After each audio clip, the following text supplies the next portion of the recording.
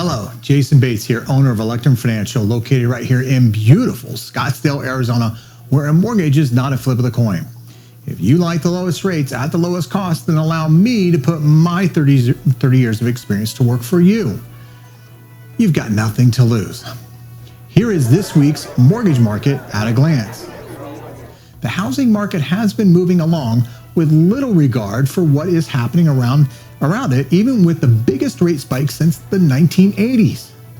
The ability to tune out rising rates is nothing new for home prices, as I showed in my previous video, so check it out. The same can be said for home sales, and home sales tend to show more of an impact than prices, and sooner than prices as well. Now, the following chart shows several of the biggest rate spikes of the past decade, and man, do they look small compared to what we've seen in 2022. The chart compares new home sales with prices and rates. If you look close at 2018, you can see that prices leveled even when rates continued to rise. Now, when compared to the sales, you can see that sales did dip, but it was minor at best.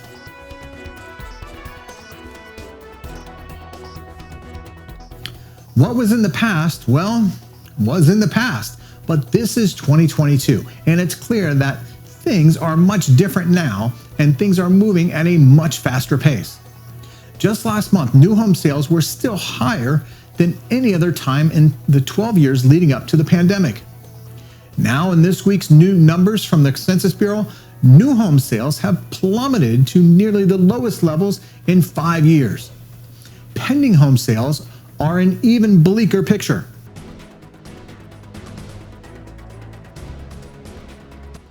There are several ways to look at this.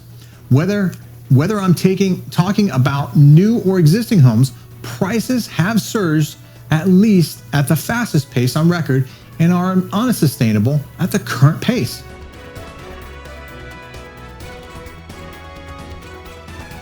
This pace will not continue, even if rates remained at historic low levels. I've always said, as wages go, so do home prices. And with the current pressures on wages, home prices can't sustain the increase in values year over year.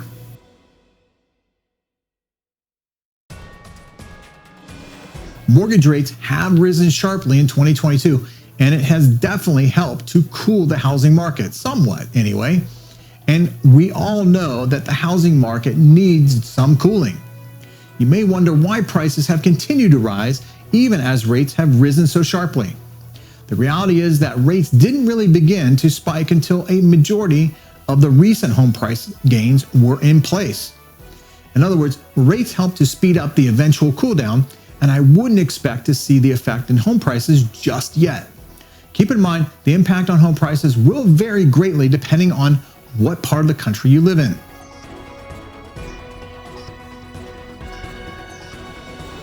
We can all agree that there has been unprecedented home price growth followed by an interest rate spike that we haven't seen in years. This helps explain the drop in sales for sure. Just think affordability. Many have been priced out of purchasing a home.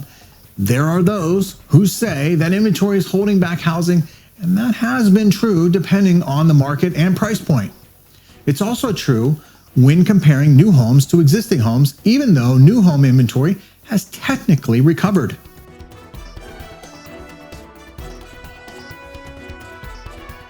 Now, don't get me wrong, inventory is a problem. I'm just talking about new homes.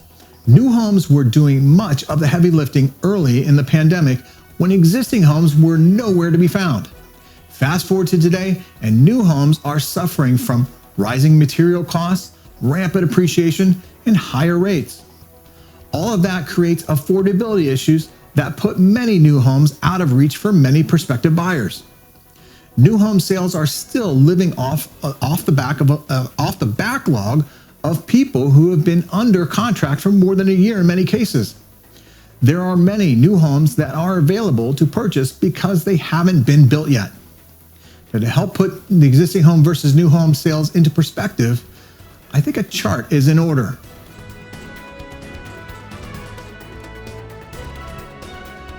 Now, with the previous chart in mind, Let's see how new homes versus existing home inventory compares.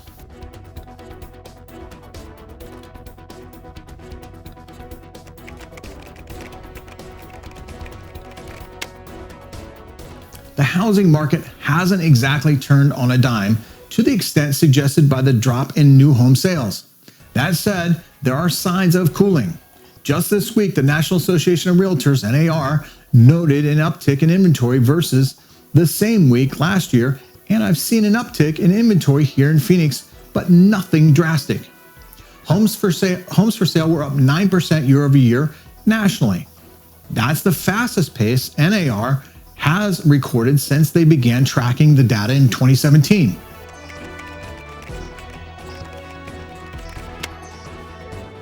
No, not really. It's actually a good thing. Cooling in housing is a good thing. Inventory is also a good thing. In order for the housing market to be sustainable, we need first-time buyers, and to get them, we need affordability. Speaking of prices cooling down, that's also important to the other side of the affordability equation, rates.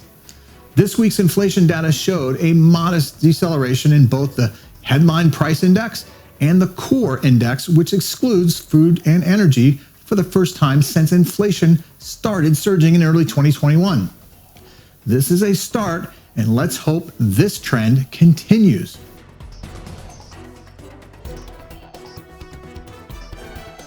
This is important because the bond market has finally reached a point where traders are considering whether rates have risen enough to account for the inflation outlook as well as the Federal Reserve's response to inflation.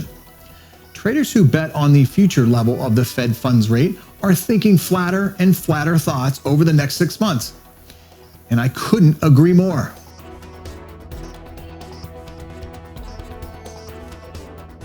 The Fed funds rate doesn't directly affect longer-term rates like mortgages and 10-year Treasury yields, but the Fed rate expectations do.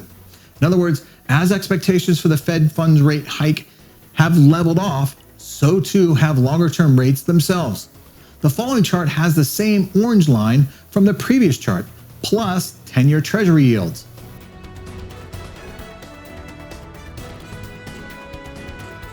Bonds are also showing signs of resilience. For the most of the past month, bonds and stocks have been moving together.